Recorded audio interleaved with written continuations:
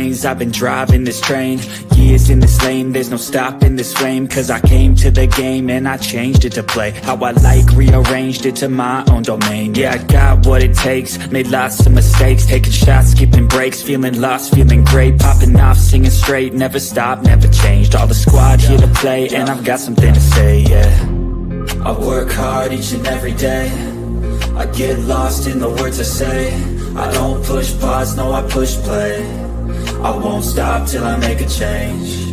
I withdraw on the things I make. I turn flaws into flawless traits. I build tall, never capping space. I won't stop till I hear him say.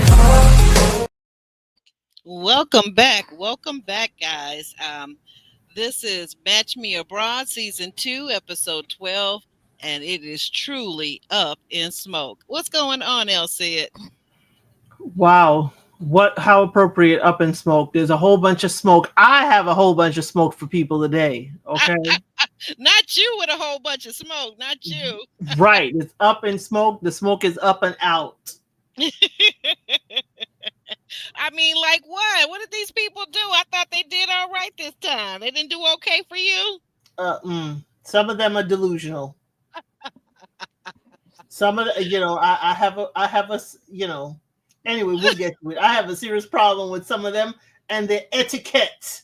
Let's start there. Not the etiquette. Etiquette.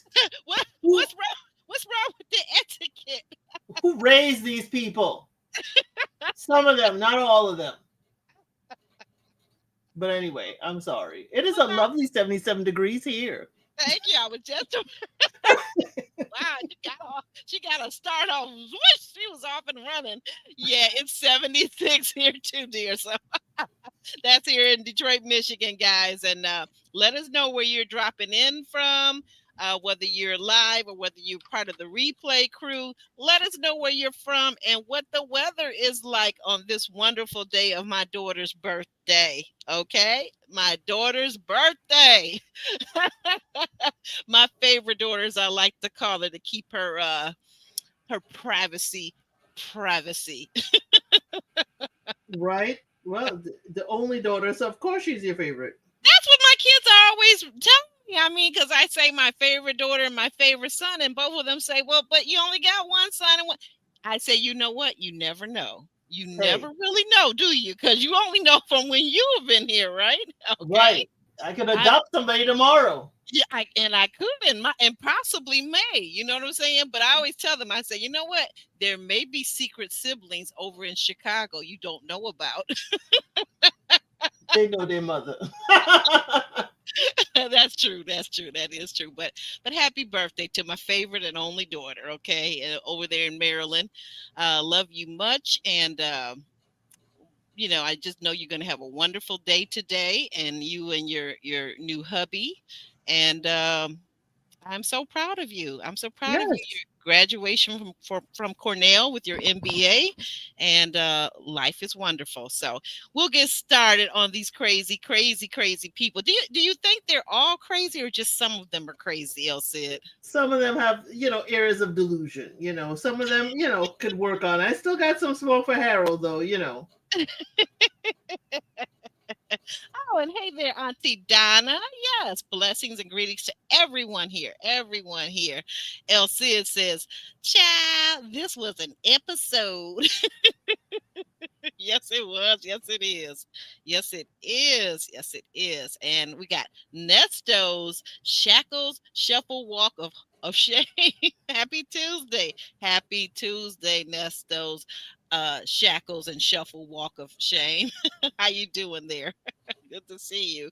Oh my gosh. I don't know. I mean, I thought some of our daters were doing better, but apparently Sid, she's got a whole different feeling about things. So I don't know. Maybe I missed something. Okay. Maybe I missed something. But in any case, we'll get started with this gentleman right here, Mr. Tony. Mr. Tony. Tony. That's what I'd like to do. Just, put a stake through him. But, that's not healthy. It's not healthy. You know what? I'm gonna stop messing with you, LC. I'm gonna stop messing with you. They got me today. They got me today. I was like, no, I was yelling at the TV when I was watching it, and I was like, this is another one of those who raised you. Who raised who raised old Tony? Well, we knew Tony was kind of half raised from the get go. Let's be realistic. We kind of knew. We knew from the whole last week from the rappers comment and the whole, like rappers, I'm not accustomed to this. And we also could see that, like, anytime, this is the thing I finally figured out about Tony. Anytime a woman brings up any kind of comment that he may take as criticism, even though it just may be an observation on her side, Tony automatically, before he can be rejected, he wants to be the rejector. That's what I figured out about Tony. What do you think? What do you think? Oh yeah, that is definitely. He doesn't want to be sent up river, but he wants, to be able to break up. I guess Tony, knows a thing or two, because as he said, when we first met him, the ladies always break up with him because the pictures don't match the person, that they see. And I have to think about that. Is that something, like sometimes our mind plays tricks on us, right, to protect us from harm. And harm could be like not just physical harm, but emotional harm. So I wonder sometimes too, did Tony just put up those pictures knowing good and well that those pictures do not quite represent him to the honest fullness of who he is and what he looks like, that he puts them up and doctors them up and photoshops them up, and then knowing that when the people see him, they're going to be shocked and surprised, rather than just put up his regular pictures, because he's not a horrible looking guy. Let's give him that. He's not a horrible looking guy. He's not a horrible looking guy, but he knows what he does, and he's upset that they're upset about the photos. So I would have given you that if Tony hadn't said that he was upset. Why the heck they reject him because he don't match his photos. He knows what he's doing.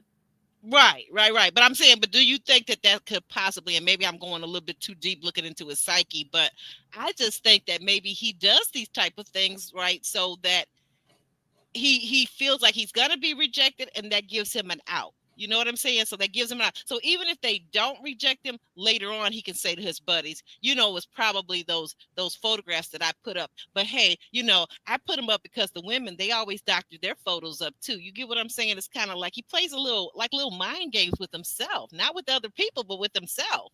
I understand, but I don't think Tony need a reason. He gonna play his own mind games anyway. Yes, indeed, he will. He definitely will. So this episode, we really actually don't see Tony. Instead, we see Louisa. Louisa is waiting. She's waiting. That looks like a coffee shop, I believe. She's waiting there, and she's waiting for him to meet up with her. And after 5, 10, 15 minutes, 20 minutes have gone by, she finally picks up her cell phone and says, well, let me call him.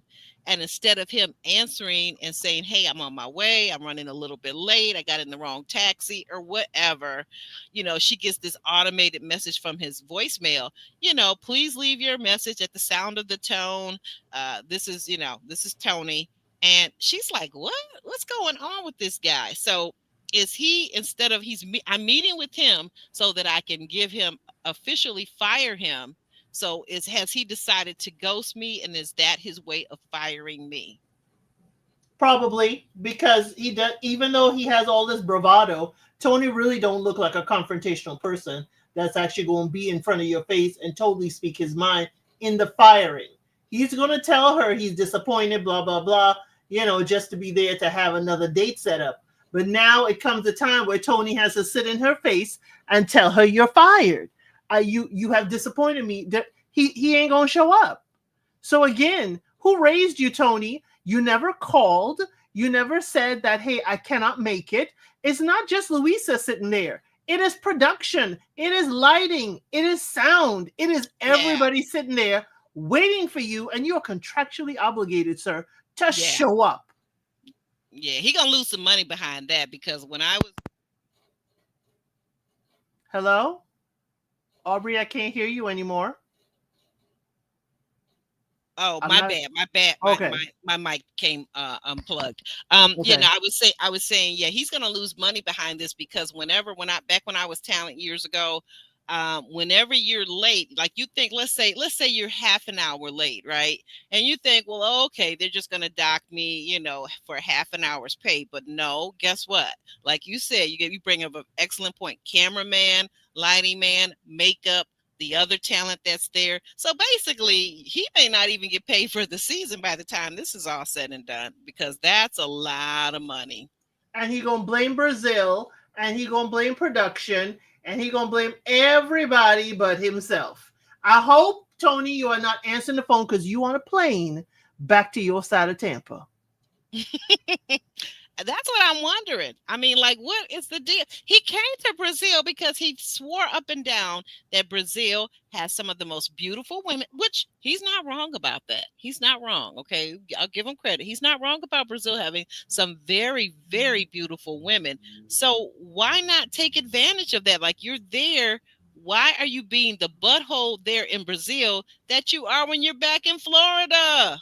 Because he thinks he is who they should be chasing down. He thought it'd be easy, that he just need to show up and all the long-haired, curvy Brazilian women will all want a piece of Tony. I still don't see what he's bringing to the table, though. I mean, like, what? What is Tony bringing to the table? He's not bringing incredible looks. He's not Not bringing even a hairline. not even a not even a hair. Well, wait a minute. He does have those little dots that he paid for to put up there. The little He has plug tattooed hairline. Come on now. tattooed. He does. Well, so he does have a hairline. It's tattooed on, but it's like a lot of things about Tony. It's fake. It's false, but it's there. He does have a hairline. But what I was gonna say though, too, not only that, but he doesn't have a great personality. More importantly. Right, and anything like a dog or a puppy, if Lord forbid you love your pet, Tony is like, you can't love me. If you don't have long hair, I don't want you. And again, now he was faced in his last date with a woman that had his standards, that wanted hair, and he didn't have any at all.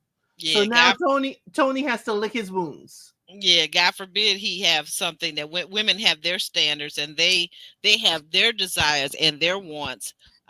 He kicked her out basically because at first he said, well, wow, she's so beautiful. I didn't even notice that she didn't have super long hair. She's gorgeous. But as soon as she started, like you said, talking about her puppy, her dog that she has, that she loves, as soon as she started talking about, well, ordinarily, and she didn't say anything bad about Tony per se. She just said, when he asked her, well, what do you normally like? And she said, well, typically I do date guys that have, a healthy head of hair. I mean, so you ask the question, why do you get offended if people ask questions all the time and then they want to get offended by other people telling the truth? I don't understand that. I don't either. Tony needs to grow up. He definitely does. He definitely does. But we're on to our next dater, and that would be this gentleman right here. That's Harold, our favorite suspender wearing guy, Harold. Harold, this episode, we see him, and he's meeting up with his matchmaker, Dolly. Dolly and he are getting together, and I forget what it was called, the paw something, that the guy that created Tiger Bomb has this house and this display, and it's a tourist attraction now. Did you get that? And that it's very unique and all this other stuff. Yeah, it's like, his home or his compound is open for everyone to kind of visit. Like, you would go to the gardens of some famous palace or something. But yes, definitely he is, widely known in Singapore, and is, one of their national treasures. So, it's, visitors are able to come there, pay a fee. There are different areas, and Harold needs to tell his matchmaker what's going on. And I do like the yellow on blue suspender. Okay, look. But That Harold, is nice. That is nice, isn't the it? color looks good. But Harold, What's that? when the cameraman was shooting you from the back, What's okay, that? the pants looked like they were, a tad too large. So I need Harold to kind of taper in those pants a little bit so they don't look Okay. like they're swinging and staying up because of the suspenders. Oh, okay. Yeah, you know what? Maybe Harold may have lost some weight recently, He but may have. Yes, that's he may have. that's a good point. But in any case, so the two of them get together, and while they visiting this tourist attraction from the guy who founded Tiger Balm, they talk, and Harold is basically letting her know that he is really into Singapore Amber, and he really says, I decided what I think I'm going to do is extend my stay here in Singapore because I need more time to really cement things with her. What did you think about that when he said that he wanted to extend his stay? I was like, how long? How long we talking, Harold? You already been here like a month, 3 weeks to a month. How long are we talking? And I think it's the mature, wise thing to do. His reasoning is very mature and wise. Hmm. I'm just scared that he's going to extend the trip, and because of this extension, he's going to think he has the engagement ring. I mean, Harold just scares me on the fact that he wants to get engaged, and engagement means we go together. It just, really, really scares me like it scares Amber a little bit. But, Harold is thinking, all I have to do is pack a few more bags and I'm in Singapore full time. Right, right, right. And I think the thing that Dolly, his matchmaker, is trying to let him know, she says, well, okay, if you want to do that, but I think that the best way to phrase this when you talk to Amber is to let her know that you are in for more adventures and you wanted to spend more time here, and rather than spend every single day with her when you extend the visit, allow her to have some mystery, allow her to reach out to you and ask you, can we spend some more time together? How do you think that advice, what did you think about that advice from Dolly, the matchmaker? I understand what she was trying to say, but I wish she would have phrased it to Harold a little bit differently because we kind of saw his, inner gears working. I wish she Hmm. would have said, why don't you see how a Singapore lifestyle and day to day works for you? You know, I wish you would say Mm. that. Go around, look and see if there are apartments, certain parts of the city you would like to live. If you're thinking about Oh, permanence, I want you to think of this as home and find where in Singapore would, be home for you. And let him oh. explore Singapore because, Harold very much reminds me of my son and his autistic ways in that you need to Mhm. give them an assignment. You need to keep their mind going. Oh, okay. And you know what? This must be an ADHD thing too, because I struggle sometimes when people give me what's the word, when things that they tell me are too abstract. I need it Right. to, that and that's what I feel like you're saying right there, right? So for her Right. to have made it. He has to focus. Like he knew they were going here. He researched the whole place. Hmm. Say, hey, they, split Singapore up. Why don't you, while you're doing this, explore, these different areas and see where you may want to live. Why don't you hire a realtor to take you around to look at property, apartments, and ride the train, see how life in Singapore, go to the grocery store, see how you can build a life here, whether it is Amber that you're going to be with or another Singapore woman. Mm, I think, and also, do you feel like when her expressing for him not to allow Amber to contact him, do you think that was kind of what got his gears going in a direction where maybe he's overthinking himself? I think it is because what he's going to think is, well, what if she doesn't? Because this is going to be the first time that Dolly, the matchmaker, is not their, middleman. So has Amber been reaching out to him independent of Dolly? That's the question. Mm. You have to alleviate his fear that maybe she won't contact me to do things. Oh, okay, okay, yeah, and you know what? I guess the thing of it is, I guess it sounds like Singapore Amber is really concerned, and for good, reason, that this man coming here who doesn't have a support network there in Singapore, who doesn't have, for all intents purposes, a job just yet there. Maybe his job is transferable over there. Maybe it isn't. Maybe he doesn't know for sure that it is. And so she's going to have to be his everything. Maybe that's kind of what Amber is afraid of. She's going to have to be his entertainment. She's going to have to be his emotional support. She's going to have to be his adventure partner. She's going to have to be his everything. You think that Right. could be it? Right. Because hence why he should try and build a life in Singapore, just in case it might not be Amber who's his lady, but he may decide to reside in Singapore to find the love that he wants. And don't Oh, forget, he has to look at the visa process. He has to look at all of that thing in Singapore. So he really should oh, take this time. Amber may not be it for him. I'm hoping she is. But if right, she right. is not, Hmm. build your life in Singapore so you can find love there. Oh, I get it. Okay, you know what? You're so good. That I get what you're saying now. Yeah, because he seems to like it. He seems to enjoy the pace of Singapore life.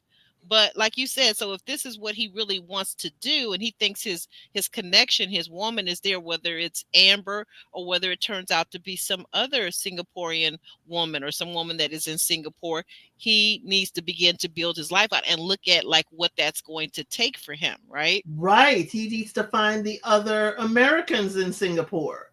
That kind of thing. Build your life. Amber will either fit in with it. Y'all would either make life great together or not.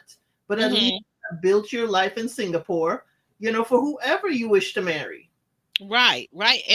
And who knows, even if you never get married, you may enjoy life there so much and you've built out your support network, you eventually become a citizen, and who's to say, maybe you live there, maybe you go back and forth to Texas, maybe you come back there and retire. Who knows? It's a whole lot of, you're right. I think you're saying for him to start thinking not so narrowly at just looking at Amber being his life.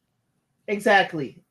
Exactly. Build your Singaporean life. And it could be even Dolly suggesting to Amber to take Harold grocery shopping with him. If y'all are on my channel, y'all know I love a good, go out to grocery shop as a date is an awesome date because you get to learn about Mm. food, you learn Mm. about people's diet, likes, dislikes, and it creates conversation while doing something.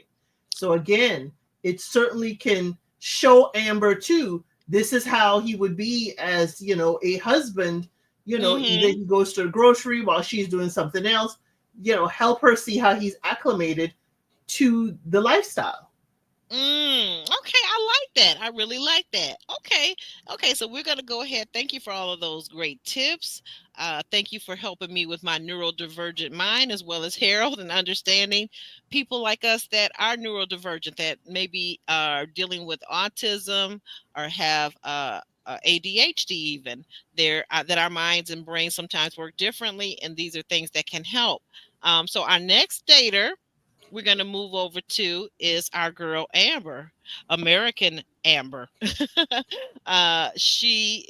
is her matchmaker, Katarina. Katarina is on the phone talking to Kivan. And it's just a very interesting conversation that they're having because Kivan is actually saying how much he really likes Amber. And with that, Katerina is saying, "Well, but have you told her that?" And he says, "Well, no, not exactly in those exact words." And he says, "But she says, "Well, why? Why aren't you being more direct with her, letting her know how you truly feel about her?" And he says, "Well, because she's dating other men." Which, like we keep saying this over and over again, El said, the people, the daters from these shows from these various countries already know when they're being put together by the matchmaker that the Americans are here for a period of time. And because they're there for only like 2, 3, 4 weeks, that they're going to be dating multiple people until they find possibly their person. So, what do you think about that? What do you think about him saying that? Well, because she's dating other men. Kevin is also a client of Katarina. Is he not dating other women? Wasn't he dating other women? So what is the problem, sir? The Ooh. problem is you found a woman you like and you want to exclusively, but you don't want to tell her you're exclusive. I don't know how this man made it through the dating world. Well, he's still single, so that lets you know how he's made it through the dating world thus far. It's like you have to tell the lady that you like her. Yes, no, or maybe. Slip her a note. Something. Like we used to do in grade school, like the boys used to send you a little note and fold it up on the lined paper. Exactly. He needs to do that. But the thing is, you do not go sulk in a corner or only tell the matchmaker you really like this girl and she is right there in the country. You are wasting my precious time in this country. Yeah. You have to put your best foot forward and show why you are the best person for her. Because you know what? Absence don't make the heart grow fonder. Absence make the heart forget you. Okay, so now Katarina is obviously doing this while before Amber gets to the office to talk to her. Amber comes in and they begin to talk. They greet each other with a hug. Amber sits down across from Katarina and they begin to talk. And Katarina wants to feel out, well, how are you feeling about Kivan?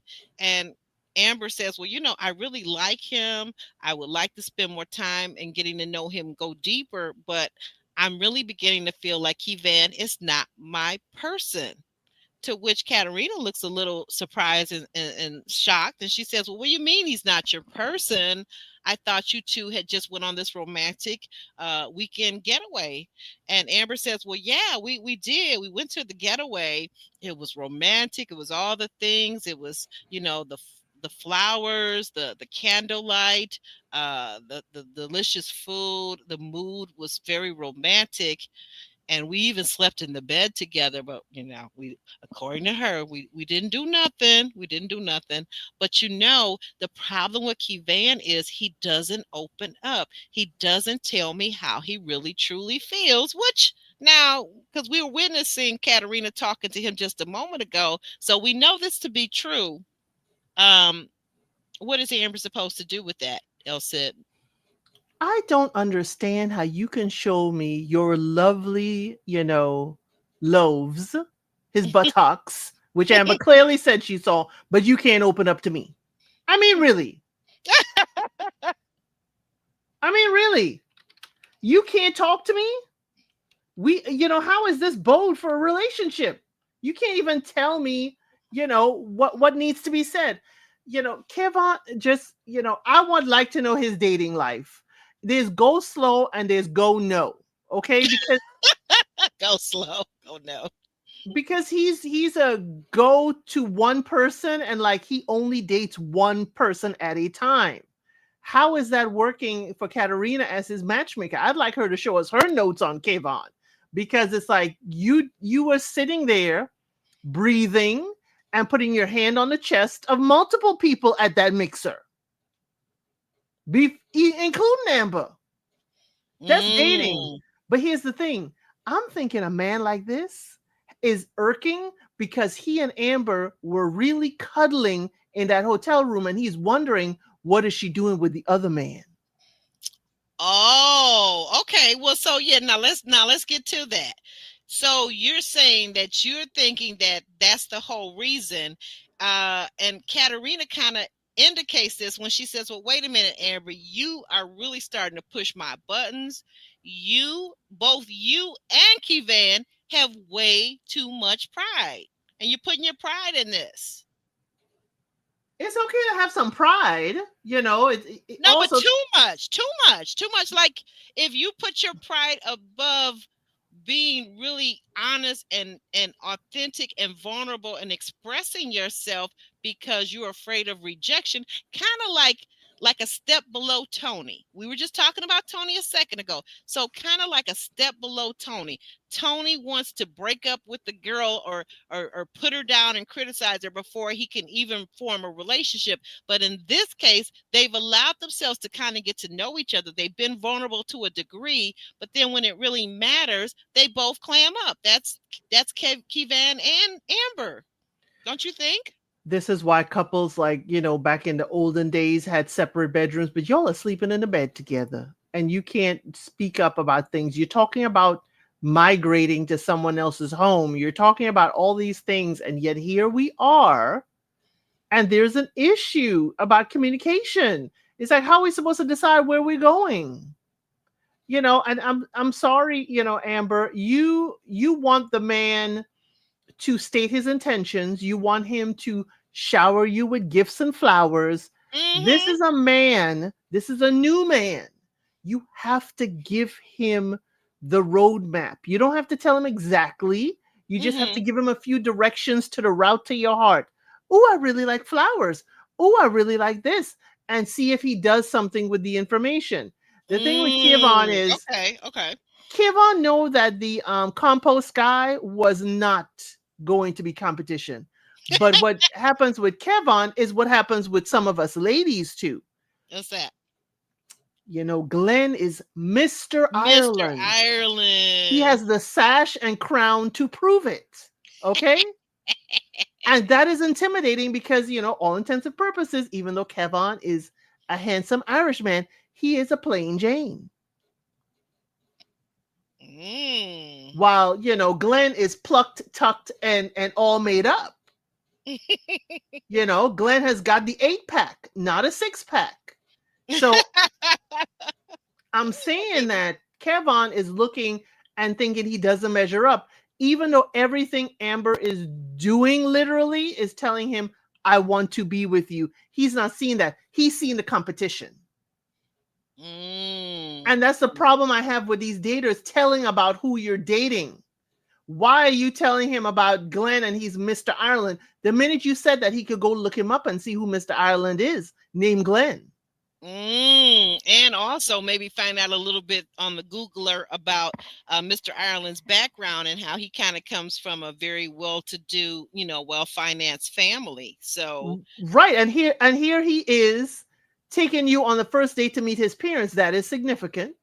So Kevon's answer is to clam up, not to also say, well, you know what? I would like you to meet my parents. When are you comfortable?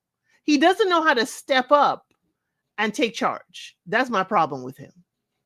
Okay, I want to go back to this comment. I'm sorry, I had this on the board, but I want to go back to it.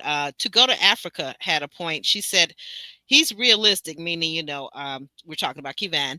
He's realistic because he understands the challenge of establishing a romantic relationship with someone from another country. Long distance dating isn't often successful. What do you think about that comment? I agree with To Go to Africa. I'd rather not do long distance at all. I'd rather just, I'll cuddle with you when I'm in town. Don't be doing no long distance. But okay, go ahead. But I understand where he's going, but he's got to say it. He's got to say, hey, this is going to be difficult for me, but I want to be with you. Just say it. Just take the leap of faith.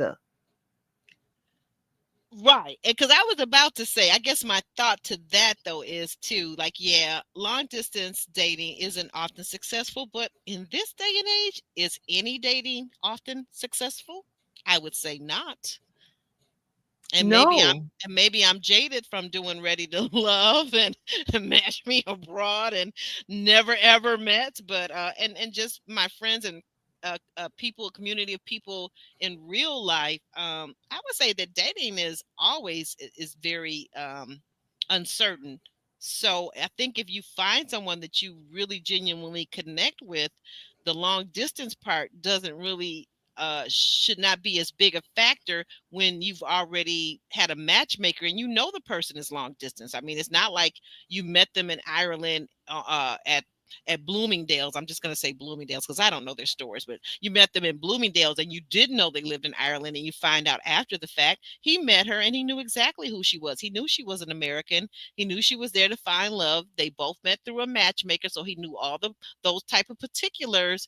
So why not just go with it? Go with that process and really give yourself to it, because sometimes love doesn't come back around.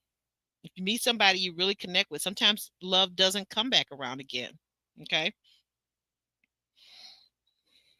I agree. Sometimes it doesn't, but as you said, you have a professional.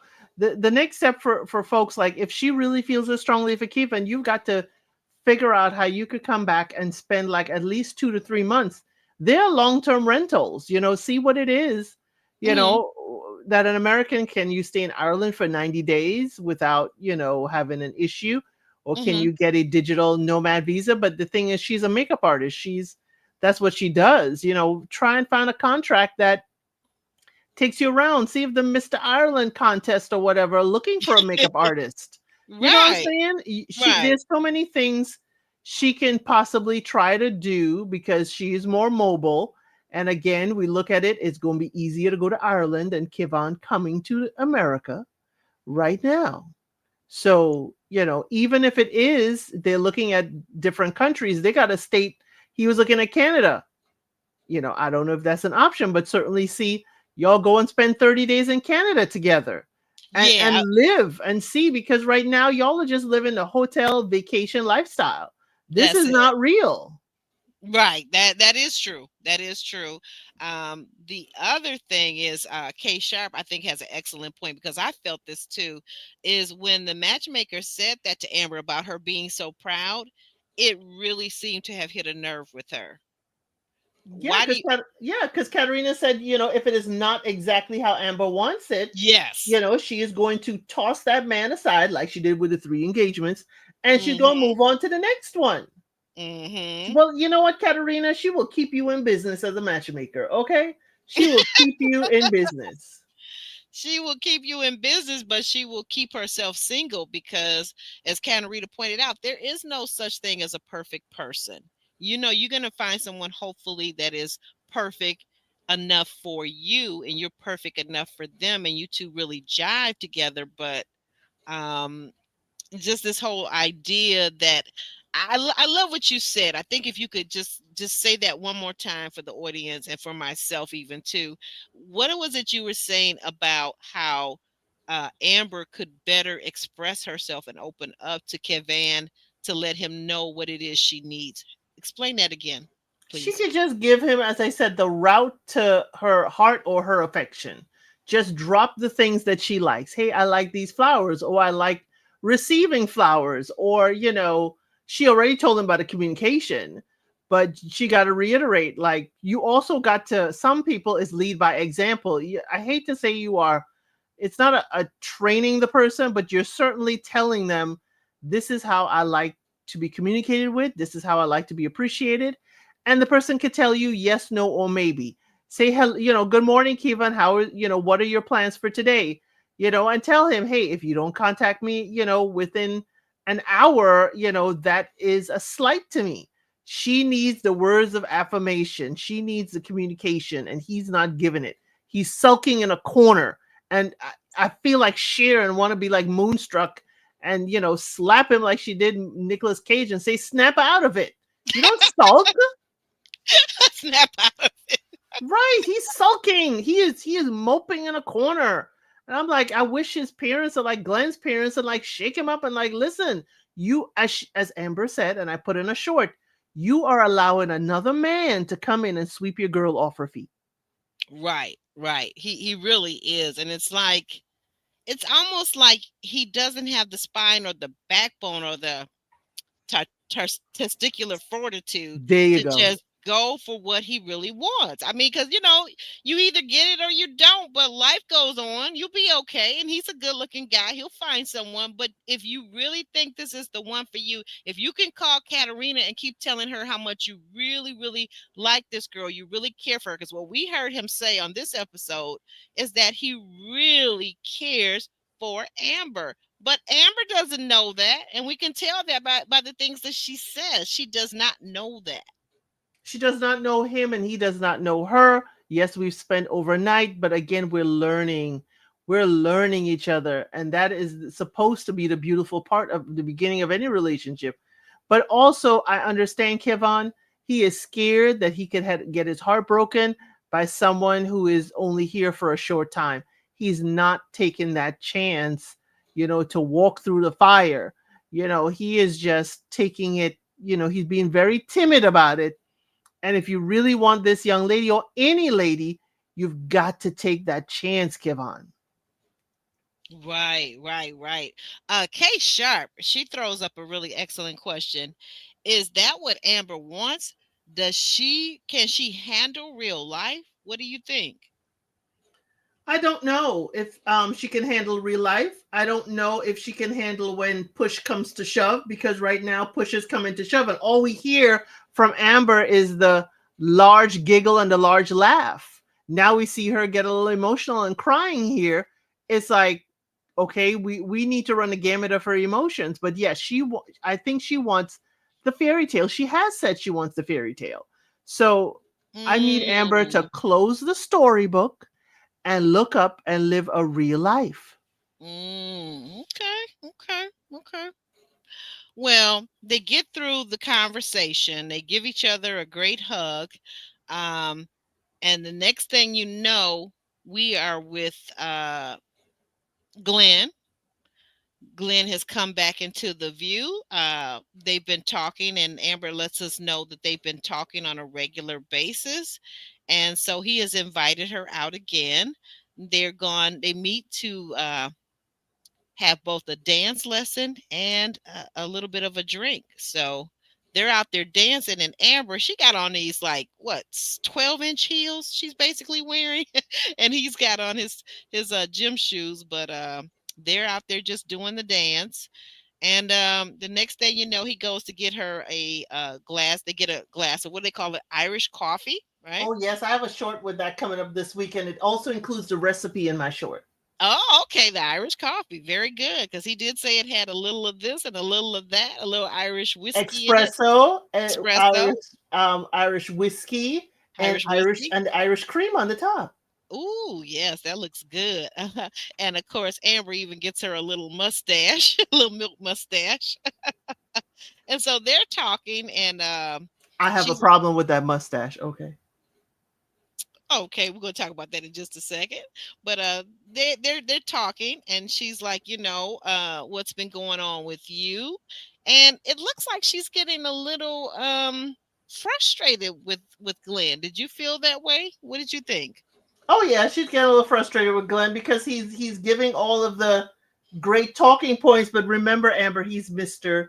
Ireland. Ireland. He is media ready, media trained. And that's Yeah. what I saw with Glenn. And I'm like, Glenn, are you into this, or are you putting on, Mr. Ireland Glenn? Yeah.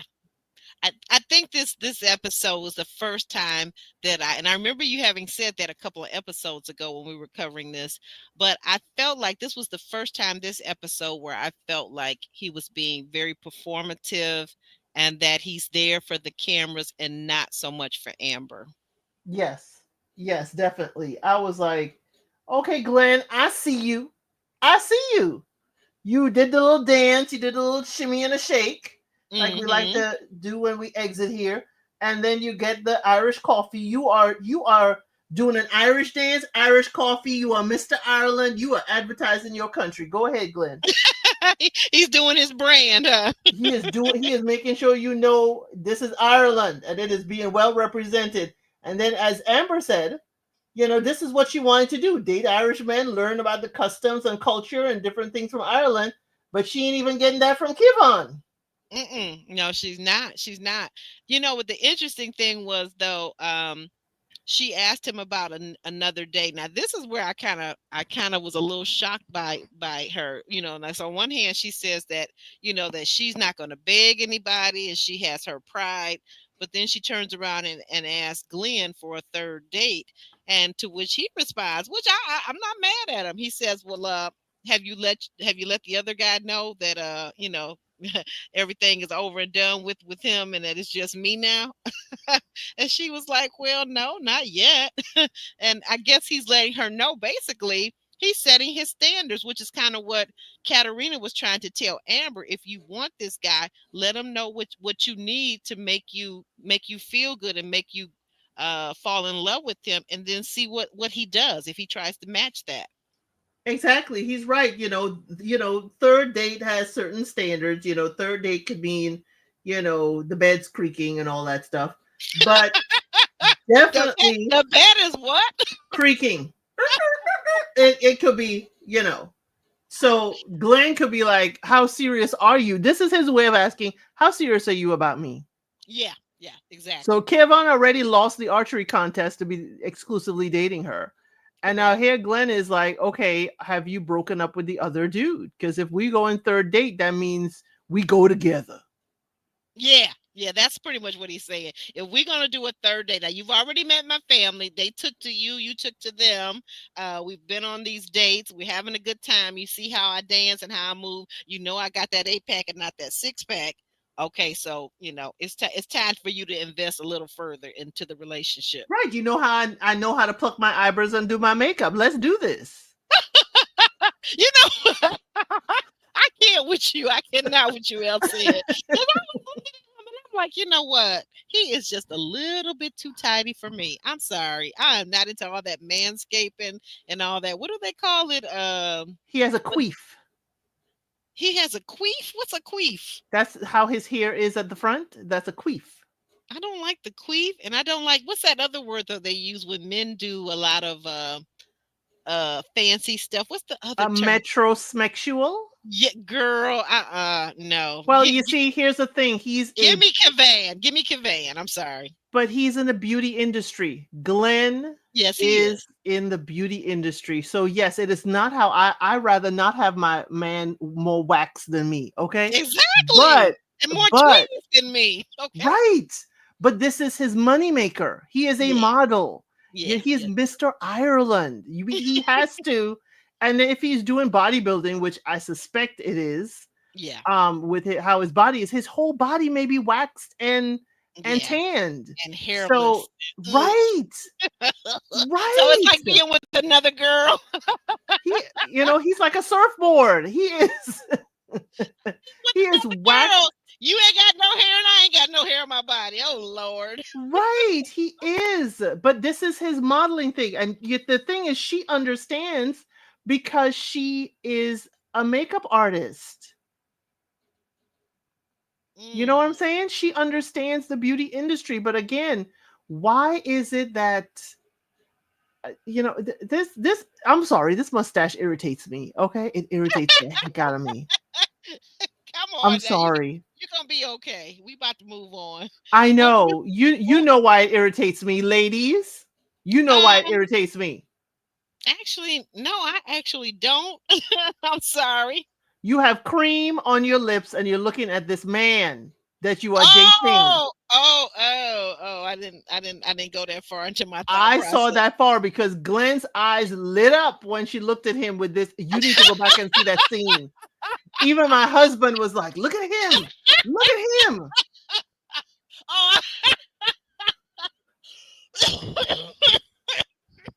Now you know what? Excuse me, guys. You know what I thought? I can't even say here what I thought. I thought, I'll say it the best way I can. I thought, wow, what a cute little kitty cat. That's what I thought. And that is exactly, anyway, that's exactly how he would like her to appear after an encounter, okay? After an intimate encounter. And then she's looking at him and removing it off of her lips. And I am like, Amber, well, there are cameras. Didn't they share it? Didn't they share the cream? Like, he kissed it? She licked a little, right. He said, "You got to give it up." And they kissed, he got another kiss. Now, he know one thing about Glenn. He know what to say. He definitely, like you said, he is, what did you call it? Media ready. He is media trained, media ready. He is ready. I was like, Glenn, I see you. She don't even realize it. Okay, wait a minute. Now, you know what? Okay, we got to touch on this before we move on to our next dater. To go to Africa has a very good point, because I would have thought this too. She says, I think he assumed, he being Glenn, that she has schmecks with the other guy and wants to know when he will have the opportunity. Oh my goodness, you think he doesn't mind being sloppy seconds if he thinks like that? I don't know, but I guess, mean, unless you're somebody's first, you're somebody's sloppy second, third, fifth, or 10th. We don't know people's body count. Right. So I don't want to know. Right. You're right. But yeah, it could be real close, but it's like, are we getting really serious? But it could be because Kevon has been there that he's like, I don't want anybody sniffing around. But how do you protect your territory, Kevon? You're He not doing doesn't. it. Kevin does not know how to protect his territory. He's so busy living at home, eating all the student his mama and grandmama making that he don't really need a wife. But to your point, I think to go to Africa, I felt like Glenn, if he really liked her even a little bit, I think he might have thought too that she had smexed with the other guy, with Kevin. And that also is the reason why he's kind of looking at her sideways and saying, well, look, have you broken up with him yet? Have you given him his walking papers or whatever? Exactly. He needs to know, basically, are we in this together? Because he started at behind the 8 ball. Glenn started really behind. Mm-hmm. I wish Glenn was at that, same retreat as Kevon, the same, mixer. That's right, to go to Africa. At least it's not dripping down her lips and chin. At least it's staying put for the time being until she licks it and he kisses it off. And K Sharp says, yeah, Glenn's definitely a smooth operator. See, you would have, if I was Amber. See, I have no lid over my mouth. When he came in for that kiss and said, you got a cherry cream, I was like, ooh, you nasty. That's all I thought of with Glenn. Ooh, you nasty, Glenn. You my kind of people, Glenn. But again, Glenn, I'm watching you. But I said, Amber girl, you have to be aware of what it looked like on camera. Mm-hmm. Yeah, production, they just hurry up and let's get this shot in. Hurry up. Right. But yeah, I don't know. I think that Amber kind of has to make a decision. And if I go back to just the previous conversation, and it was a confessional, so it wasn't told directly to Amber, but it was told to us by Katarina, the matchmaker, that she knows that she put the two of them together, that being Glenn and Amber, but she feels like Glenn may be something that is very familiar to Amber, and that the kind of guy that she usually dates. And to your point, Plain Janie, that she is being love bombed, and this is the kind of guy that she's used to being with, that will typically love bomb her, gas her up, get engaged to her, and then she kind of figures out this guy is not the guy for me. And what is Plain Janie saying? His face when she said that when she said that they were in the room together, they slept together. Yeah, but they didn't, according to her though, Plain Janie, they slept together in the bed, but they didn't actually have any type of sexual activity. She did not make it, she did not have to say all that. You could have said that you visited the estates. Let him ask if it was overnight and all that stuff. She liked to give up too much information. Right. I don't know why she told him she was going on a trip and stuff. Right. That's it, ladies. Sometimes you're just telling too much. Sometimes you. And she was talking to him, telling him she was there with Kevon, and she texted him and missing him, and what is he up to? So Glenn already got the upper hand because she was telling him everything.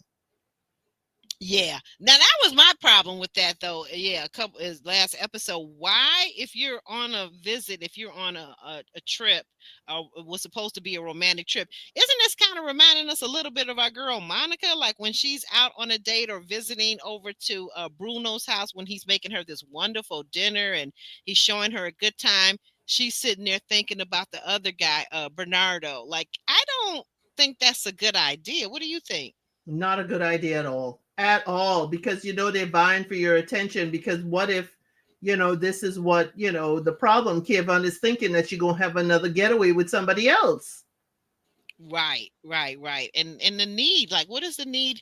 Because as you pointed out, and you brought that to our attention very well this episode, is that these other guys, they are with a matchmaker, so they are probably seeing other women as well, and none of them are telling us nothing about who they're seeing and what they're doing. Well, it's technically it can't on the show, but the matchmaker could make reference to, hey, all the other ladies I've matched you with haven't matched with you so well as Amber, we can hear that from her, but I am under no misconception that Katarina just gathered these men just to date Amber. Right, right. These are all men in her Rolodex, as you would say, going back to way back when, but in her Rolodex of clients. Right. As Plain Janie said, he could think of her um as, think of her differently. Yeah, I think he could. I think he could, and we're gonna get a lot from this lady this next week when coming up. I think that Oh yeah. things are about to hit the fan, so to speak, Mm. between her Mm, and mm, and, mm. and Metro Smexual Glenn. Mm, mm, mm. We about to find out some things. Right. But in any case, our next dater is we're gonna move on to Sarah. And Sarah, sorry about that. Sarah has had a really interesting time this week. Sarah, in the meantime, she has been talking, going out to comedy shows, all types of different dates with her guy, uh, EJ. They've been going out and they've been having a good time. But she says now we've been having such a good time. Now is a time when we really need to have some serious conversations because I really want to have children in the near future. And if he's going to be my guy, I have to make sure that it doesn't happen to me again. What happened in my last serious relationship, where I was with the guy for what was it, 12 years, and I find out that he doesn't want to have children. Well, he doesn't want to have children right now. Now, I do like where he took her out. Well, Sarah in this photo, Sarah be using them filters. You see that? Because even Mhm. EJ look a little different. But Yeah. but They're cute though. Right here, I don't think it's a filter on this one. What about this one? it is still a filter. She Oh, smoothed out. okay. But yeah. I do like EJ. I think he's open up. I'm glad she is open to going out and experiencing different things with him. He said in this that sometimes you want to do, something posh, go out to dinner, but sometimes you just want to chill and relax with your partner. And he's finding both with her. So he's letting us know that it's quite promising with her and what they're doing. But his timeline with them babies. Yeah, the timeline ain't timelining. Sarah is getting, for the sake of this, she said she's in her 30s. She's getting old as dirt to be having kids. I'm sorry. What? Old as dirt? She's only in her mid-30s. Like what? she's Come on now. she's getting, the eggs are becoming powdered eggs. You Oh my gosh. once you're over 35, Mm-hmm. the medical universe classifies you as Geriatric pregnant. geriatric pregnancy. And she was right to tell him, hey, you want 2 years? I'm 30. I don't want to be 38. And now looking around, to see if I'm going to have a child with my partner. I need to figure this out now. Mm-hmm. We need to be having a child in 2 years. We need a year to learn each other. And in the following year, start the, family planning. So she's right to let him know, hey, this is what I want, and, this is what I need. And are you flexible? Mm-hmm. Plain Janie, you had your son at 37, and gosh darn it, wonderful. You probably already had, your husband, but Right, that's the thing. So if you had it 37, it takes almost a year to have a baby. So you were pregnant by 36, I'm gonna assume, right? At the very beginning of your pregnancy, you were probably, even if it was 3 months before you turned 37, right? So right. So this young lady is already 36 and she's not married yet. I think that's what her point is. exactly, she's not even at the point of starting to have, her baby. So definitely, Sarah, I like this conversation. I like their date. I wish I was on that date. So I like, when I go to Singapore or wherever, I need to find this. I have no problem fishing for my food in this Yeah, they went fishing. controlled environment, fishing for prawns. Yeah, fishing, right. You're guaranteed to get something on that line because the tank was full of nothing but live prawns. So, but it was so cute when she caught her. She said, "You know what? What do you think we should name it?" What do you think we should name it? And he We says, should well, name it dinner. Okay. How about that? It's dinner. But you see, that's my thing. I would catch it, but I would need the kitchen to cook it because that's my one thing that I don't like with Harold's date was I don't want to be at the restaurant cooking my own food. That's not why I'm paying a bill. right, yeah, I'm I'm with you on that. sorry. I know some people like that sort of thing, but for me, it's like I'll catch it in your tank and then thank you for preparing it. Mm-mm-mm. Yeah, that was cute. But the conversation they had about uh waiting, like his thing is he wants to get his business up and running. He's got some more goals and some more business things that he's trying to do. And you could just see from the look on her face that like This ain't it. she was like, what? Say what now? Now, oh, but I gotta point this out now before we continue on with this conversation. I have to give her a big kudos on this because did you notice on this date, this is the first time that she toned down her makeup, she toned down her lippy, she looks a little bit more, the makeup is a lot softer. What did you think about that, Elsit? She did. She did tone it down, but she knew it was casual. Yeah, but it's been casual since day one when she went out with the first guy, the artist guy in the very beginning, and she still always She was had full glam though. tons She was of full glam. glam. I think that she has really listened to the matchmaker, to Dolly. I think that not only that, I think that she has kind of listened to EJ. And even though EJ, this last episode, we know last week, he told her that he doesn't want her to change. He wants her to be who she is. But I think she feels so comfortable now. She's getting to the point where she's feeling comfortable with EJ. And it just allowed her to really kind of tone it down a little bit. Like this right here, this look, I thought was really appealing. I thought she looked much younger and prettier with this lighter amount of makeup on her face. Right, but remember too, she met EJ with very little makeup. They had the shadow boxing, the freeze tag thing of it all. So she started going out with him with minimum makeup. So yes, she Oh would yeah, feel that's true. comfortable not being glammed up. And I think that was an excellent date for her to be very minimal, with the makeup. So she has continued that since he does like that. And then they had the time at the pool. He brought her a gift. She had the light makeup. She only glammed up when she went out with her mother and her when they were having dinner that night. But she went right back here to a simpler look, which is, it works for her. I liked it. I don't know. All I can say is, now we can kind of see her mother's beauty coming through more because before I just really said the mom to me looked younger than Sarah, and I'm not trying to throw shade, but I guess I am.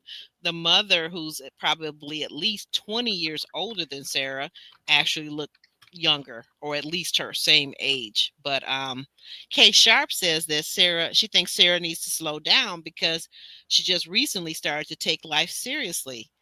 What do you think? I'm not so sure because Sarah did actually was in a serious relationship where she wanted to get married. They were engaged to be married, but the gentleman did not want to have children. Right. She told us he changed his mind about He having changed his children. mind. Yeah, he So changed. that is important to her. So that's why she has to talk to EJ about that. Mhm. And EJ's thing is like, hey, we still getting to know each other. How do you know we wish to be parents, or do all of this? So I think EJ didn't say firmly 2 years. He said his ideal is 2 years. He Mhm. never said he was going to stand firm on it. He would probably date her and probably be like within 6 months, if it's not working, say, hey, this is not going to work and I don't want to string you along for 2 years. I think he Mhm. would definitely do that. Mhm. I guess the question though too is even if he doesn't say in 6 months that he doesn't want to string her along. I guess the question, like if I put myself in Sarah's shoes and I was her age and didn't have any children, the question is, let's say in 6 months, instead of saying that, he says, you know what, um, would you marry me? Okay. And she's considering that they set a date and the date is 6 months ahead. So now it's a year.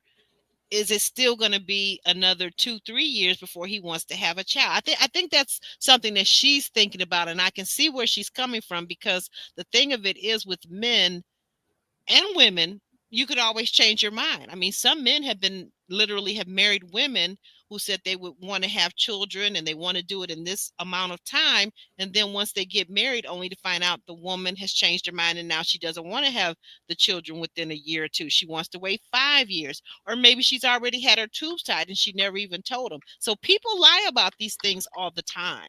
They do. They change their mind and they lie. They do change their mind. They do fib things and circumstances change in their life that they're like, this ain't for me. But here's the thing you got to wonder about EJ. Remember, EJ, what family does he have? He doesn't have family that he's told us. His parents have both long passed. Okay, right. So EJ, is he, yearning for a family, or is he happy to be, still be in this freedom? Because he doesn't have any kids, and he will be, he's older than her, but it's an ideal age too for men. But he could be like, hey, I'm still on this fitness competition. I'm still building this business. I don't want to be away from my family. Or would he know how to adjust to having a family? Right. And there's this thing, like, so Plain Janie brings it up about having children, whether we have them in our 20s versus our late 30s, that sometimes there can be a sense of, I wish I'd been situated, or, been able, been prepared, and actually had this child, 10, 12 years earlier. That can be a thing too. Right. It could be. I had mine at 24 and 29. So definitely different. Yeah. Definitely different, having them mature, because I have high school friends who have, very younger kids right now. And I'm like, oh, I couldn't do it. Right. I couldn't see it either. Everybody's got their own journey. Right. Mine was 21 and 27. So got them out the way before I hit my 30s. So I could have imagined having children in my 30s, but like you said, it's so interesting. Like, you run across people, even whether if you're single and you're dating, that, like you said, men who have children that are young. Here you are, let's say you're 40, 45, and you meet a guy dating wise, and he's got a 3-year-old, a 2-year, a toddler, not even a teenager. Happened to me. That is like, happened what? to me. Like, dude, are you serious? We got to go through 20 more years of this crap? Come on. That has happened to me in my dating life. Not wanting to do that. I'm sorry. You know me. I have no lid over my mouth. I said, oh, you had a oops baby? He's like, what is that? And he spoke a different language as well. So when he's like, what's a oops baby? I said, oh, okay. Oops, a baby. You got caught out there.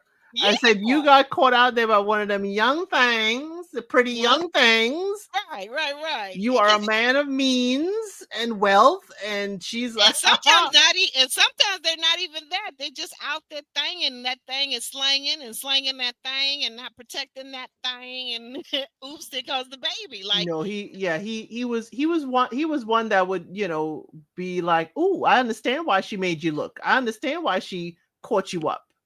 Right. Because she's got you on a hook for the rest of your life. Right. Okay. I know, I get what you're saying too, but I'm just saying men out there are men. A lot of times, if they don't have any self-control, they're out there. They're just really, really out there. What fascinates me though is when you meet a guy that's, let's say, in his mid 40s or even early 50s, and they've got grown children. They've got grown children that have grown up, gone to college, are doing well in life, and then, like you said, they mess around and pops up. Find out. Like what? Like what? Yeah, find yes, out. Plain Janie said all her friends are already grandmas. I have a friend my age that's already grandma too, and I'm like, girl, you could have it. Okay, let me see some of these other comments. Plain Janie says, when AJ will fall in love and will be intimate with her, baby boom. Oh, he is fertile. Is what are you saying? He looks fertile? He does. He does look like he'd be fertile. And to your point, that's a very good point, an observation and reminder that you gave us, El Cid, is that he doesn't have family. He has a very small family that we know of because the parents are already unfortunately deceased. Hmm. Um, you think that, and maybe he's a little bit nervous too, because now we do recall that EJ has been married and divorced before. Right, and he just got out of the long-standing relationship like a month and a half ago. So he may be just a romantic guy that wants to be in relationships. He's never been to the U.S., so now you're with an American girl. It's like there's some things there. I'm like, Mm. yeah. What are we doing, EJ? What are we doing? To go, yeah, that's a very good point, what she's saying about the cultural differences. So he's maybe looking at, let's see how we navigate that. See, everything is, people are fearful, they're concerned, they have their concerns about how to move forward. We need to kind of be cautious. But if he's already in his early 40s, he should, like you said, a little bit of a time clock going on there too, but maybe not. Right, right. Oh, Little, go ahead, I'm sorry. go ahead. No, he gave her a peck. Yeah. I want to get that up on the screen. Okay, so we find out, to lead up to this, we found out, which I was a little surprised, that all these dates that were off camera, the comedy club, et cetera, that he had not given her a kiss yet. And she was like, well, look now. Okay, now I'm ready. I'm ready for the kiss. I'm more than ready. So finally, on this date at the end, he did give her a quick little peck. And were you surprised that it was just a quick little peck, or what were you thinking? I'm not surprised because again, the public displays of affection in that culture. Oh yeah, I keep forgetting. Right. It's like you're lucky you caught him on camera doing that. Okay. I'm serious, I mean, I don't know what his affiliations are, but again, he's like, I'm not going to be, getting closer to her here in front of the cameras either. He does seem media trained a little bit too, because the way EJ speaks, I'm like, EJ, that was very well done. If you weren't rehearsing it, you are definitely a good man, Savannah. But I think he wants to take it slow. He wants to be cautious. And two, I wonder, and I wonder with EJ if he is aware, or is there, anything as far as the skin tones of it all in Singapore. I will be very much wanting to know if that has any bearing on how he's moving. Mm. Oh. Let's see. This one is interesting. I've heard that many bodybuilders have deficiency in some of those areas. Wink, wink. Yeah, You I can't. responded in the comments. Okay, yeah, but yeah, that's interesting. Hopefully he's not that guy, but to your point, I think that yeah, that would be interesting. And of course, you said yes, very very delicately in the equipment department. Mm-hmm. Yes, okay. Let's see what else we got here. Yeah, these two did have a good date though. They fished for their prawns, and we didn't really see them eating the prawns. But what do they taste like? Have you had those, El Cid? Oh yeah, it's just like you're roasting, like it's like Like a crawfish. It's like they're not any different than eating shrimp or crawfish. But he barbecued it over there. My thing is just like, you gotta break it open and all that stuff. Not to go to Africa. It sounded like Tony in the chat. Tony.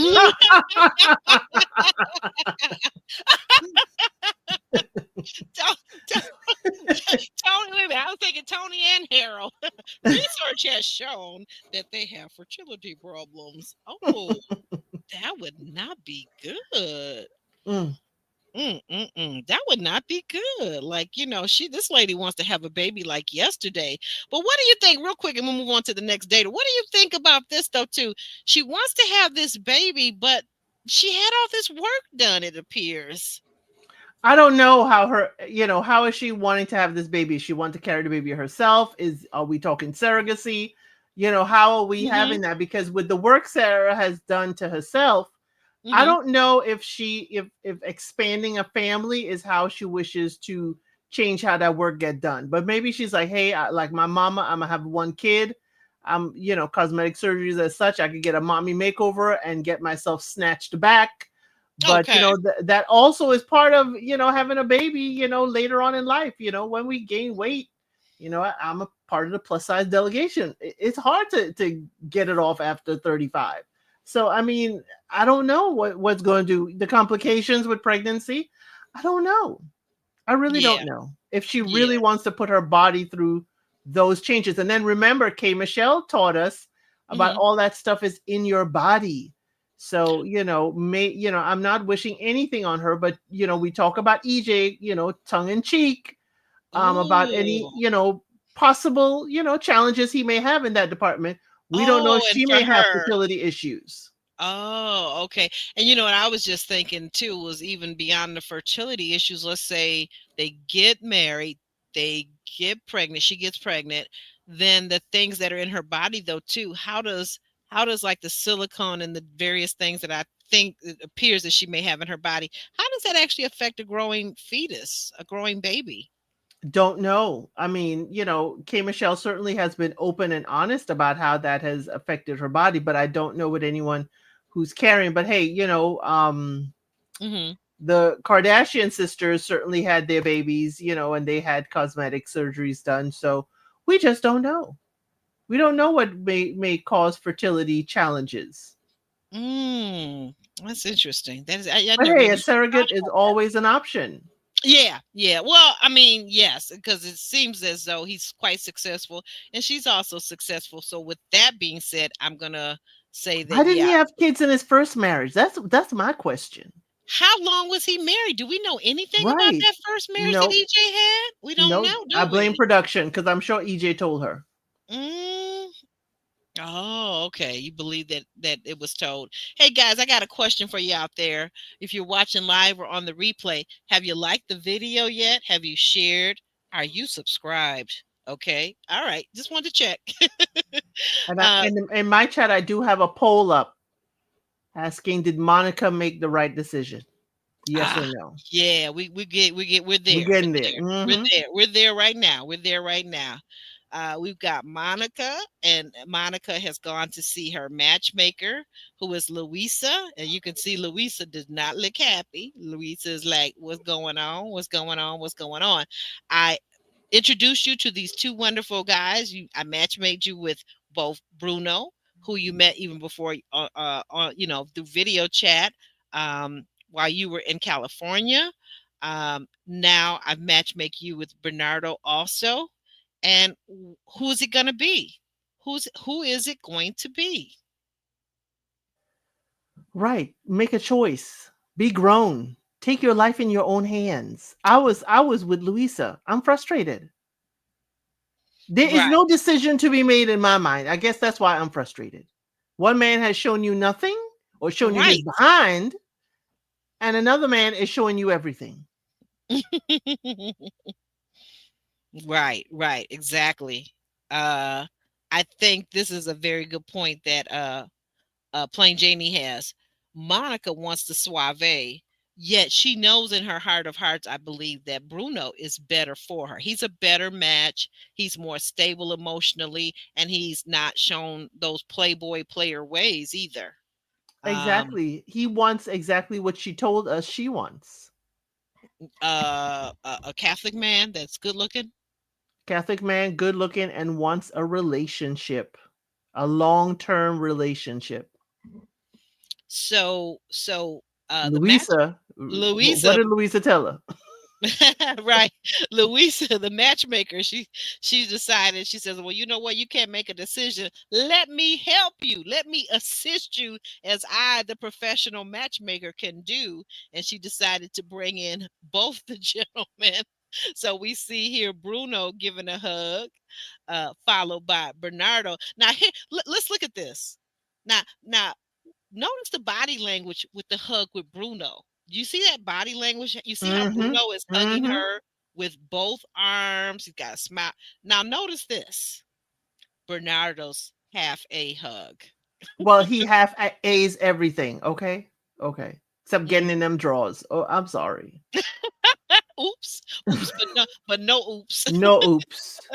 And Bernardo's got his eyes closed, enjoying the full hug. Yeah, yeah. Like he really, I mean, like this man, I Can think we he talk about really. Bernardo dressed for the occasion as well? Yes, look at him. Look at him. Okay. Got his suit on, his jacket. He's ready. He wants We, to make a good impression. He cares. He cares about how she sees him. right. Bernardo doesn't have to wear a suit. He can at least wear a polo shirt. I mean, something more than a t-shirt. But hey, his lack of effort has been winning all this time. So hey, buddy, why change the game now? Mm. Oh, but listen to this though. Plain Janie says Bernardo sees who she is, so he does not have to make an effort. If she wants me, she will come. And you know that's interesting because he does. He says to us in his confessional, "I don't think it's over yet. I think there's more chapters to this story." Well, I that's think after she makes a choice. You haven't told us who she chose. right. Okay. Okay. Let me get there. Let me get there. You're right. You're right. So all this hugging going on, all this hugging. They finally sit down and she decides on Bruno. She tells the matchmaker, she tells them both. Well, before we get there, okay, now this is the one thing I do not like. I don't know why production did this. So both of the men are asked by the matchmaker to talk about what they see and what they like about Monica. Bruno, but they do this in Spanish though. And even though we get the subtitles, I feel like how in the world is she supposed to know what they're necessarily saying? I think the matchmaker translated for them, but they're not going to show that. I mean, for expediency's sake, Okay, gotcha. she's gonna translate it for Monica. Say Bruno said da da da da da da da da da. I Okay. think just like on like Married at First Sight and stuff, we don't see them say all the lines of their vows. They go back and forth. Okay, right. I think Hmm. they just edited that out. I just I felt better that they were able to use their native language, so there's Yeah. nothing lost in translation in what they're trying to say.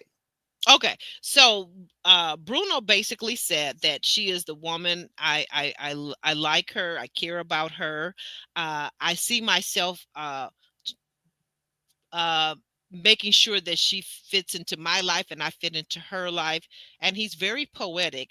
And on the other hand, Bernardo is like, well, she's cute. I like her, so forth and so on. He's just very, like we say, half doing everything, like he's not really putting a lot of effort or a lot of thought into what it is that he likes about her. Because honestly, if we go back, we know that she has told Bernardo that she's not interested in having any more children. And we know that Bernardo wants to have children of his own. He has no children, right? So perhaps that is a reason why he's just so half arse with her. I don't really know. But in any case, Monica decides to choose Bruno, which the matchmaker makes a good point. She says, in my opinion, Bruno is the better fit, but it's not for me to make the decision because I don't have to wake up with this man every morning. And what'd you think about that, Elsa? Exactly, she's correct. But I said before, Monica is suffering from arrested development. I think Yes, I said Monica that is. early on. Remember that? Yep, yep. She is trying to rekindle the life that she would have had if she did not have a daughter at a young age. She's trying to go back to her 20s and live it up. And Monica, that ship has sailed. Are you looking for a husband, a good Catholic man like you said you wanted, with a career, who's more Hmm. stable, who's not Right. going to stand you up and make a half a excuse?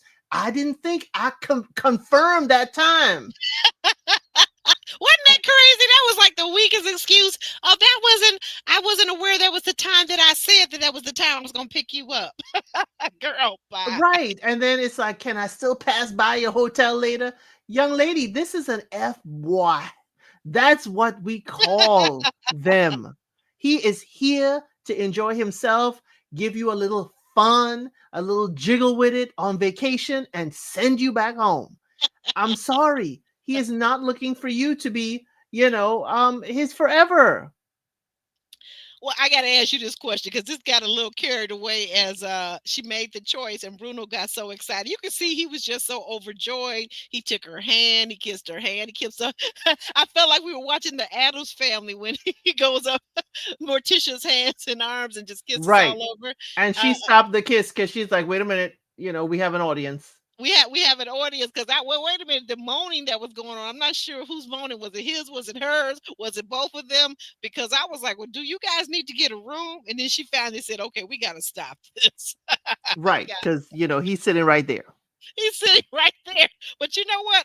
I thought it was so funny. Bernardo was looking down at her wedge heels. Right. He's picking the lint off of his pants too, because the thing is like, yeah, okay. Whatever. What it looks like here is the wife is there in therapy, and the wife is there with her husband and saying she's no longer going to see the other man. That's what it looked like to me. The other man. You silly.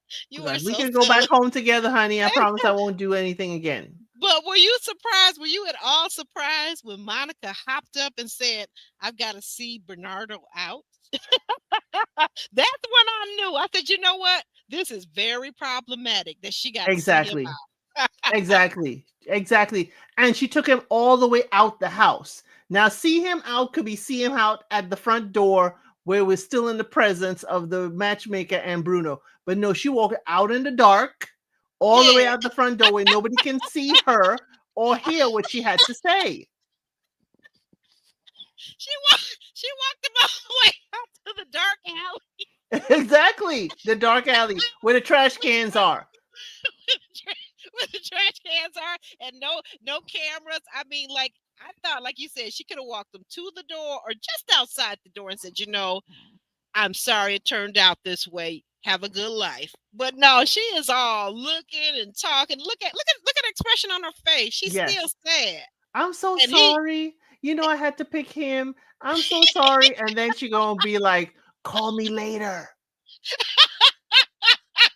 She does the pinky finger and the thumb finger like up to her lips and her ear, like, call me. Right.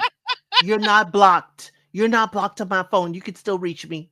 Call me. Why don't we go get some, farewell drinks? Call me after 10. Right. I'll get rid of him by 9:50. Right. Meet me back at the hotel room. You know the number. Right. But I like you see, it was good drama. Monica, when she heard both men were there. Here's the thing. Monica likes to play in the gray. I like the fact that the matchmaker had them both there.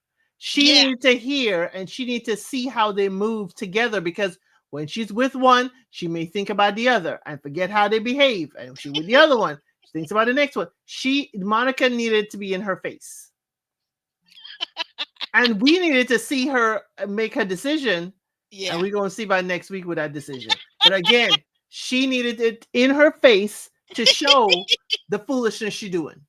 Right. I have to see some of these comments are as funny as you are.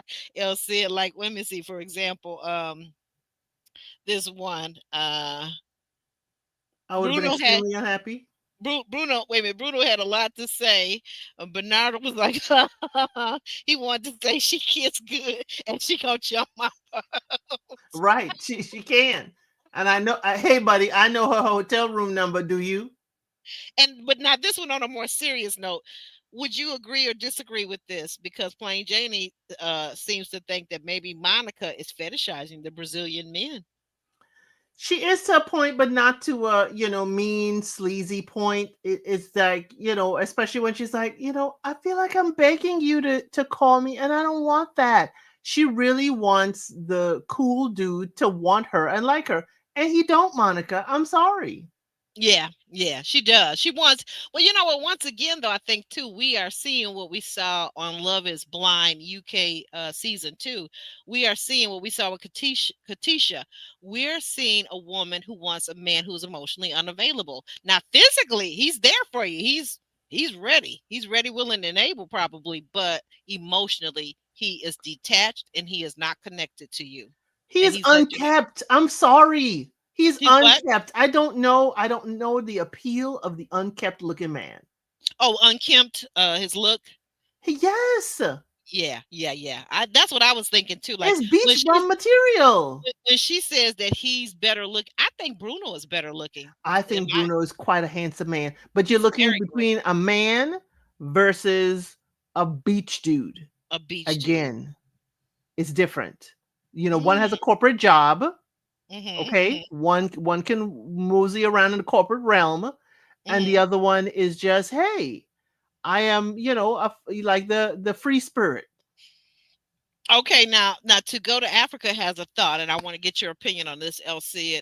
To go to Africa says, I would have been extremely unhappy if the matchmaker had put me in this position. I don't understand why she had to bring both men there at the same time. What do you say to that?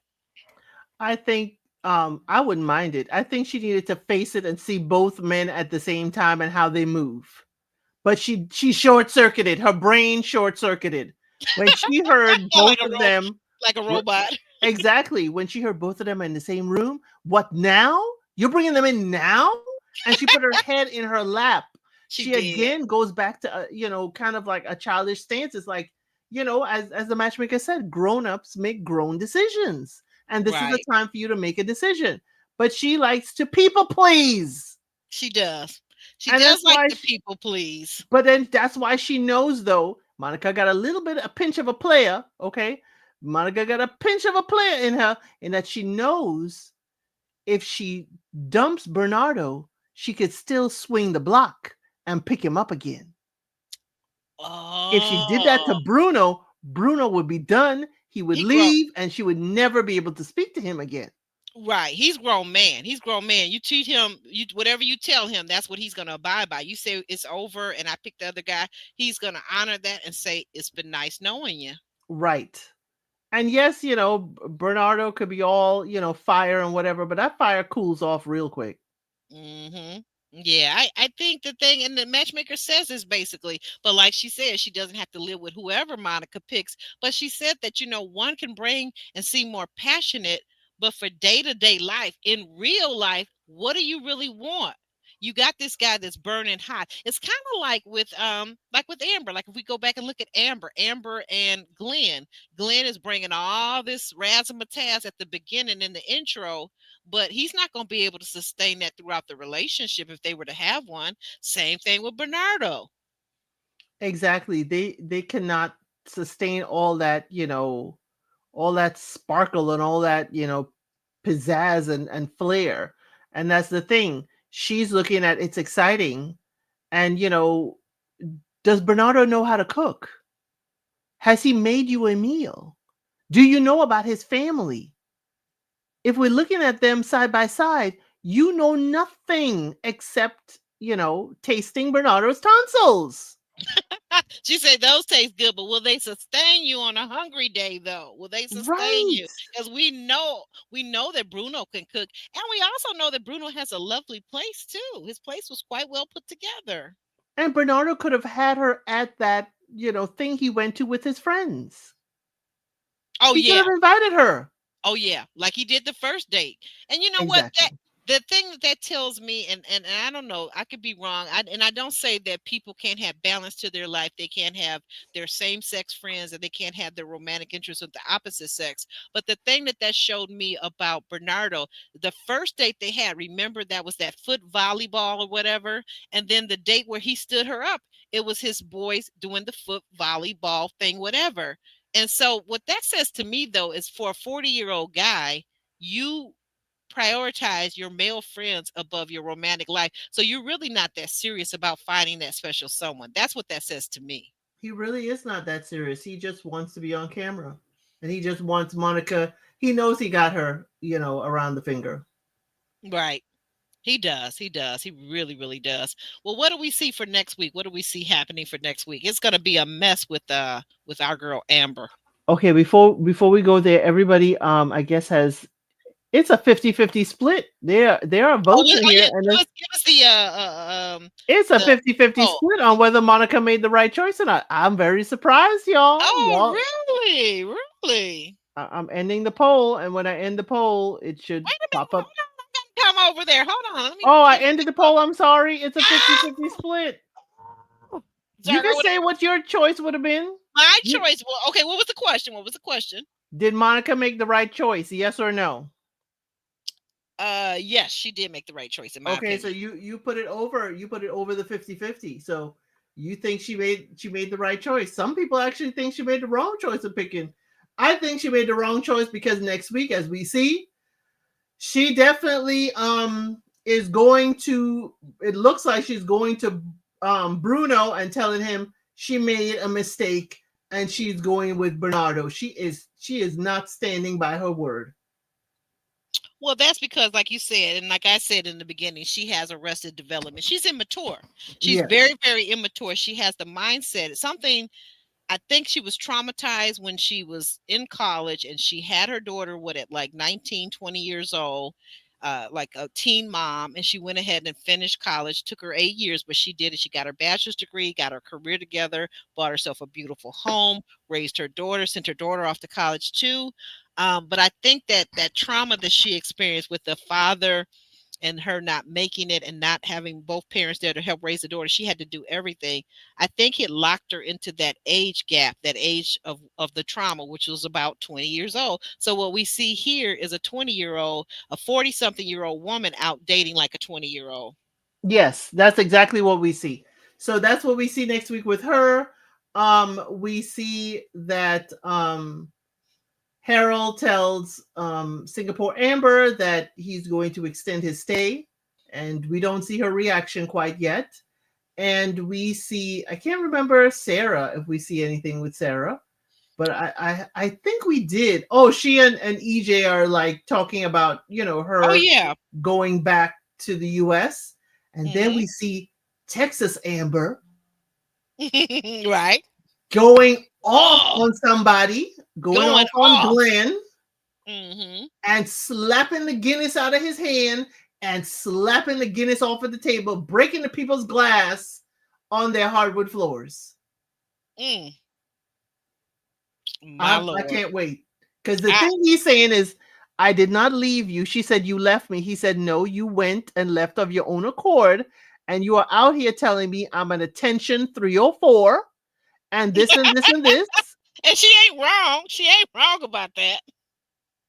Yes, that is next week's episode. Amber's going to be cussing Glenn clean out and breaking the people's good china. I'm just messing with you.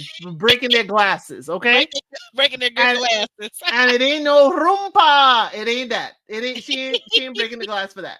Okay? Oh my goodness. Yeah, that I want to know what else he says to her though, because what is the phrase, what are the words that he says, or what is it that he does that has her literally slapping the glass? And then the other thing of it is, did you ever think about this? It makes us wonder if he's saying that she called him LIAR and a what is it, 304?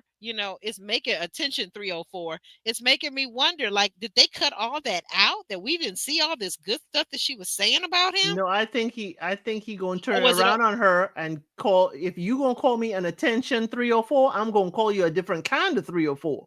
Don't be hurling out insults on people if it can't come back to you. Ooh, he better not. He better not call. Why he better not? If she is hurling out, calling him a 304, you better be prepared to get it back. But attention-seeking 304, because there's a lot of them this era. This is their generation. There's all this social media. And even if he calls her the same thing, he could say she's the same thing. What? He could, because she is a little performative, isn't she? Exactly, and she could not take it well. No, Glenn did not call her. I'm saying that we don't know what he said in response that caused her to throw the glass and break it on the ground, slap it out of his hand. We don't know what he has said. All we know is that she claims that he left her. He said, no, you left of your own accord. And you call me all kinds of names. Let's not act like you have been nice and kind to me this entire time. So he says something. And I'm just preparing us that maybe if he tells her, what she has told him, she better be prepared. You don't do those things. You don't call people out of their name and call people attention 304s and all kinds of stuff, and don't expect them to get angry as well. That's true. That's true. That turnabout is fair play. And I am Mr. Ireland. How dare you? I have media training. I'll have you know. And I took you home to meet my parents. I'm just making light of it. We don't know what he has said, but if he says anything to denote the shade of her complexion, Glenn, you are done with me. If you say something like that, Glenn, we gonna read you up and down, left and right. For filth. Ireland could not save you from our tongue lashing. Don't step one heel, 1 foot, one little coiffed. What did you call that hairstyle? It's a queef. Not a strand of hair out of that queef. Not a queef will be speared. Not a over tweezed eyebrow. Don't you step foot on red, white, and blue soil over here in the U.S. of A. Okay, if you said those things about our girl Amber, don't you dare. I'd go to Ireland to find him. I mean, he got to step foot here. But I need to see what she says, because Amber, I ain't riding that dawn for nobody acting recklessly in these streets. But we don't know what Glenn has said. We just making up what he may have said, but he has this smug look that I don't like. I don't like it. I don't like it. And I was saying, and just to say this too, I was saying this earlier when we saw them this week. You could see, like, I think right before they went to a commercial break, that when her and Glenn, after they had finished doing the dancing and drinking the Irish coffee, you could see the look on her face and his face. It was almost like they were at a stalemate right then and there. Like we didn't see the words that were exchanged, but the look she gave him, it was one of those. It was one of them sister girls, like, you better watch yourself. You better watch yourself. Exactly. So yeah, he there was tension, and even with after saying, "Oh my God, there's whiskey in here," Amber wasn't her complete full self. Mm-hmm. But to go to Africa, say he ain't worth the plane ticket. It ain't just for him. We got to talk to Kievan too. Yeah. They may not be worth it, but I know that landscape. I would love to see the Irish countryside. That landscape is certainly worth it. I'd like to have some of that Irish coffee from Ireland. Now, funny thing, if anybody from here is from Philly, funny thing, whenever I would go to Philly, business or to see family, there was always an Irish pub that I would always go to. And before I would leave to drive back to New York, we would always stop at this Irish pub to have a good old Irish breakfast and go home. So it's really, really funny to me. With most of the stuff they say from Ireland, but I would go to Little Ireland in Philly. It's an absolutely amazing area. Oh wow, really? And that's in Philly? Authentic Irish pubs. Oh my God. We have a few really great ones here too, now that you mention it. And I've always had a great time when I go to them. Guys, make sure you like, share, subscribe. We're on our way. El Cid is on her way to her first 1,000. I'm headed toward 3,000. So again, be sure you like, share, and subscribe to both our channels. And you follow us. You hit the notification button that you are always notified before we go live or drop a video. El Cid, tell us what you got going on over in your channel before we shimmy and shake on out. Well, tomorrow we have King's Court. Also tomorrow premieres on Netflix Love is Blind Brazil season 5, which is for the 50 and over, as well as Love is Blind Francais. That also is premiering tomorrow, so I'm going to be putting out those recaps this week, as well as King's Court Live is tomorrow at 5:05 EST. Friday is going to be unscripted. That is going to be at 5:05 on Friday, where it's whatever the chat wants to talk about. Okay. Saturday, for everybody who wants to talk and chat, there will be a live about France at noon on Saturday, and my usual Project Runway will be at 5:05 EST on Saturday. And on Sunday, it's all because of the time zone difference. France is a few hours ahead. That's why I'm doing it at noon on Saturday.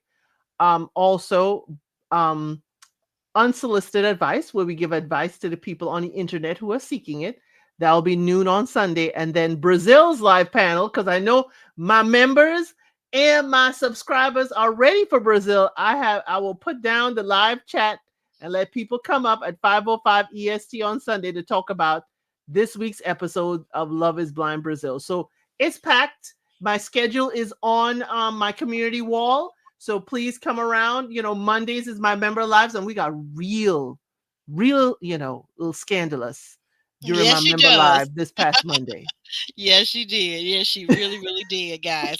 Uh, I'll be back, and I'll be back with my co-host JR, and hopefully Ron Freeman will be joining us as well on Sunday at 6 p.m. Eastern Standard Time to do Ready to Love. We're on the last 3 episodes, so you got to watch because this will be the finale on Sunday, and then we'll be back again. Elsa and I will be back again on Tuesday with more Match Me Abroad. Okay. Yeah, we're coming down to the wire. We'll see who gets, who stays together and who doesn't. And who doesn't, right? So we getting ready to shimmy and shake on out of here. We want to thank you guys for joining us. Thank you for hitting that like, the subscribe, and for always being a part of our community. Talk to you soon, guys.